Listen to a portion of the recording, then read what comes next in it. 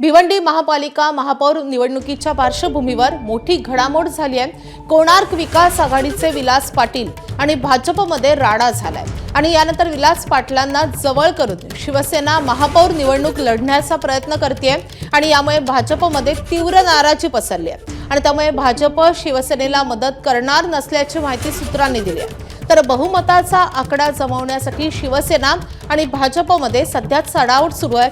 भाजपमधील नाराज नगरसेवकांना फोडण्याचेही प्रयत्न शिवसेनेकडून सुरू असल्याचं कळत आहे। आपले प्रतिनिधी अनिल वर्मा सध्या आपल्या सोबत आहेत। अनिल, खरं तर सत्ता स्थापनेमध्ये आणखी एक मोठा ट्विस्ट पाहायला मिळतोय। खरं तर आता ही निवडणूक कधी होणार आहे आणि त्या अनुषंगाने काय मोठ्या जोरदार घडामोडी घडतायत?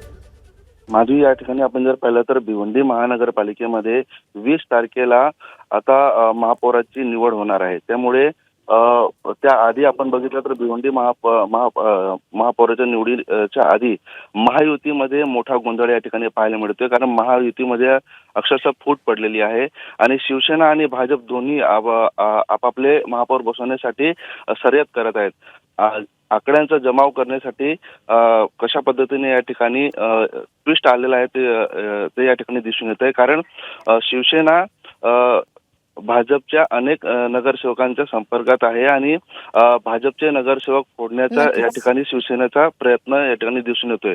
मात्र कोणार्क विकास आघाडीचे माजी महापौर विलास पाटील आणि भाजपमध्ये जो झालेला राडा होता, त्या राड्यानंतर विलास पाटील यांना शिवसेना जवळ करून आकडे जमवत आहे। त्यामुळे भाजप कुठेतरी नाराज झालेली आहे आणि भाजप शिवसेनेला मदत करणार नाही असे या ठिकाणी चित्र दिसून येत आहे।